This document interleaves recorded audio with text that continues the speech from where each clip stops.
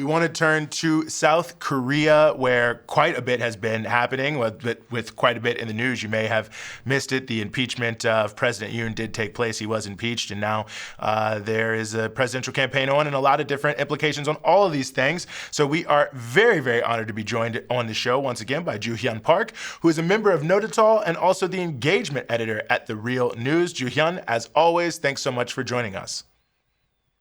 Eugene, Rania, good to be back. Thanks for having me.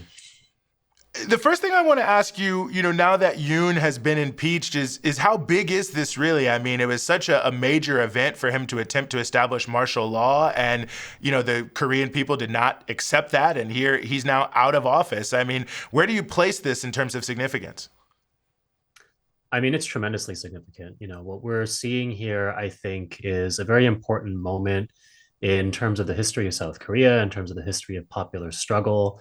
President Yoon declared martial law back on December 3rd, and the Constitutional Court ruling, which unanimously upheld his impeachment and dismissed him from office, was on April 4th. So that is a 4-month-long struggle in which it is now estimated more than 10 million people in South Korea, so about a fifth of the entire country, participated in this popular struggle in some form.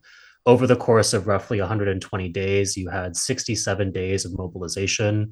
This was a struggle that united vast sectors of society, from the students to organized industrial workers to debt-ridden farmers. You had queer and LGBTQ organizations out there in the streets representing their own interests. You had demands coming forward from irregularized workers who are being exploited by what in Korea is termed platform monopolies. So, these are companies that are kind of Uber-esque or like a DoorDash in terms of their business model. So this was really a very broad popular struggle that was primarily being engaged in by the working class. It is part of, the kind of long road of democratic popular struggle that has taken place in South Korea over the past several decades. And President Yoon is the fourth head of state that has been removed from a popular struggle in South Korea since the founding of the Republic of Korea back in 1948. So this is, I think, not a moment to understate the importance of what has developed and what has gone on. At the same time, it's a time when the struggle is not necessarily over. The fascist forces that were in support of President Yoon are still out there. They are still part of the government in many respects. And of course, there is a movement that backed him as well, and at various times looked as if it could potentially contest for power in the street with the mass progressive movement that was demanding President Yoon's removal from office. So the political struggle in many ways has only just begun, and it is only going to continue in the coming months and years, particularly with the upcoming special election, which will need to take place by June 3rd. Julian, I'm curious if you could maybe elaborate a bit when you talk about this movement. What are the broader demands of such a movement, and how are people in South Korea, after a lot of this upheaval, envisioning a deeper transformation towards a kind of real democracy? That's a great question, Rania. So I think the narrative that we've received overseas has really been emphasizing this as an institutional process where the National Assembly stopped the initial declaration of martial law, and now it's the Constitutional Court that has removed President Yoon from office. Now, of course, procedurally, all these things are true, but I think what we need to understand is that the undercurrent of that and what really gave this movement teeth was the fact that it was mass in character, that it had broad commitment from millions of people who were willing to do things like mobilize in the middle of the night under threat of martial law in the initial declaration, who were willing to continue mobilizing and organizing through the bitter Korean winter. You had people that were sleeping on the streets of Seoul in the thousands under aluminum blankets and freezing temperatures in order to assure that their demands were met and that the movement was being kept alive and momentum sustained. Now, what was all this for? It was for a lot more, actually, than just the removal of President Yoon from office, although that was, of course, the immediate demand. Underlying this movement has been the framework of total social transformation or total social reform.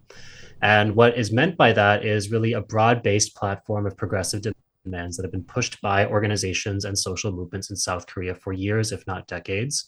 It includes things like upholding and expanding labor laws to apply to the roughly 50% of South Korean workers who are irregularized and therefore considered outside the scope of protection by labor laws in South Korea.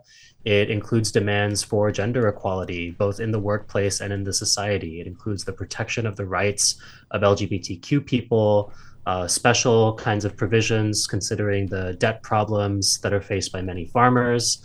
Once again, as I mentioned before, this was a broad-based movement. It brought together many sectors of society, and we saw those demands reflected throughout the process of the of the mass movement and its struggle to remove Yoon. And I would add to that in addition, there were also a number of demands, and there was politicization occurring around the question as well around U.S. military bases, U.S. military war games in South Korea. Freedom Shield, one of the largest war games on earth, took place during the heat of this popular mobilization in the middle of March. And so I think, all of that was coming together under a common framework and a vision being pushed by millions of people for really a more just and inclusive and democratic society in South Korea. And I think it brings me to my next question is how much do you think some of these demands and some of this zeitgeist, if you will be captured in the presidential election campaign? I mean, I know Mr. Lee and the Democratic Party are heavily tipped to perhaps win, and he's raised some issues, I know, around social inequality and different pieces like that. I mean, what's your expectation there in terms of how the presidential campaign will or will not, or maybe we don't know, channel or, embrace some of the energy that's been coming from the street? I think if the current opposition and Lee Jae-myung are smart, they will recognize the importance of being able to uphold and advance the demands that are coming forward from the mass movement. At the same time, in many ways, we have been in a similar situation before. I mentioned earlier that President Yoon is now the fourth South Korean head of state to be removed through a popular struggle.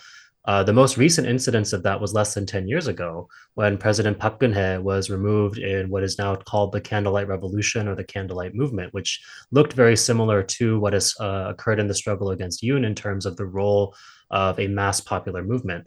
Now, at the same time, a lot of the demands of that Candlelight Movement did not truly translate into governance once the opposition came into power. That was particularly true for questions concerning the conditions of the working class, and ensuring that the power of the corporate monopolies that really do run South Korea are broken and limited in significant ways. So I think it is both incumbent on the political parties in South Korea to honor the will of the people and to be willing to fight as champions of the people, and simultaneously the mass movement has to continue organizing and asserting its power in order to be able to push its agenda on its own. I have to ask also, how is, if at all, any of this being impacted by the new administration in the US with Donald Trump in office again? And I mean, maybe this speaks to like the broader situation happening around the globe, because obviously Trump is instituting policies that are impacting especially the global economy right now. Absolutely. I think, it's a very interesting time to be paying attention to South Korean progressive media in particular. There is conversation that I am seeing there in terms of, key scholars, thinkers, just vocally saying, like, we probably need to prepare for a world without the United States, or where the United States is no longer, in the position that it has been over roughly the past century. And I think that, the Trump administration is doing a lot to create a lot of unease within South Korea. And that's on multiple fronts. There's the question of tariffs, which really are targeting South Korean industry. We have to bear in mind that South Korea was industrialized in many ways to the benefit of the US ruling class, to the US capitalist class, not to the US working class, because of course, that did result in industries being moved overseas. But when we want to understand why this massive wave of industrialization took place in South Korea and other parts of East Asia in the mid 20th century, it's because it was to the benefit of Wall Street. Now, the ruling class in the United States is in a position where they are starting to say, okay, we want some of those jobs to come back possibly, or at least we want the industries to return. They're talking about this in terms of steel, in terms of automakers, to a certain degree in terms of tech as well. And all of that is going to have a massive impact on the South Korean economy. I think that is something that is really an X factor that we'll have to be looking to this year. South Korea has already been looking at some pretty dire economic years, both as a result of tariffs under Biden and, of course, the political upheaval that was created by Yoon's attempted coup over the last few months. So I think that all of that is going to deeply impact the US-South Korea relationship, although just exactly how is something that remains to be seen. I think, other factors to bear in mind are Trump's sort of airsats overtures for diplomacy and dialogue with the DPRK or North Korea. This is something that the administration was being very vocal about when they came into office. We're not hearing as much from them about it any longer. And I think that, in the meantime, what we're seeing is a lot of the consistent trends carrying over from the Biden administration into this new Trump administration in the form of expanded war games in Korea, in the form of increased military aggression, a push to form a new trilateral alliance between South Korea, Japan, and the United States, which is really a building block towards building out an architecture towards something like NATO in East Asia. So all of these factors are going to apply pressure at different points in the US-South Korea relationship.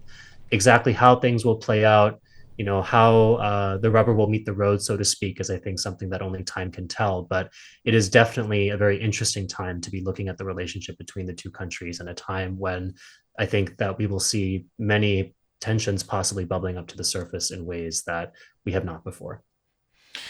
No, absolutely. This might be a bit of a stretch to connect it, but we're talking about the struggle for democracy, and we're talking about the relationship between U.S. and South Korea. I feel like I'd be remiss if I didn't bring up the case of Yoon Seo-chung, who, of course, is being targeted by the Trump administration for her own Palestine activism, and, of course, having her immigration status criminalized in that regard. And it feels connected to me in some way, even if maybe people will say I'm off base, when we're sort of looking at the nature of how the overall struggle is developing, here in the United States around democracy and what that means about the relationship to U.S. imperialism and people's ability to criticize it. And I know you all have been working on this issue at Nodutdol, and I know, in fact, you all were very supportive of what was happening in the Palestine movement from the very beginning, and have been educating people about the connections between Korea and Palestine and the United States as well. So any thoughts you wanted to offer there? Yeah, absolutely. Well, for those of you who are in New York listening to this, I would really urge you to come out on Saturday to the People's Forum at 2 o'clock p.m., where we'll be hosting a town hall for Yoon Seo-chung. We'll be hearing from her legal team. We'll have a Know Your Rights training. We'll be talking more about her case and what we can do in order to fight as New Yorkers to not just defend Yoon Seo, but all of our students, really. It's about Mahmoud. It's about Rumesa, everyone that's being targeted by ICE in this administration in this moment.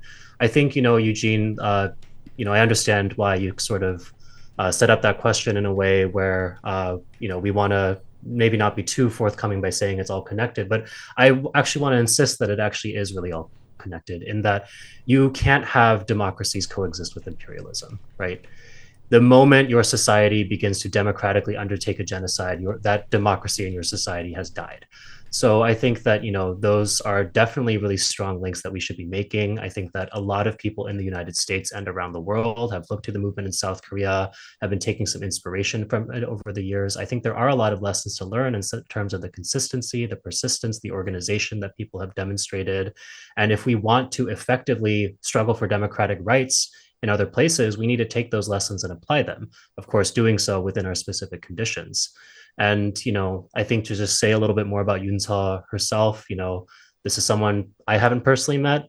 This is a 21-year-old Columbia student who is now being hunted by the Trump administration for her participation in a mass global movement for Palestine, which I think we all know was truly the right thing to do in terms of the eyes of history.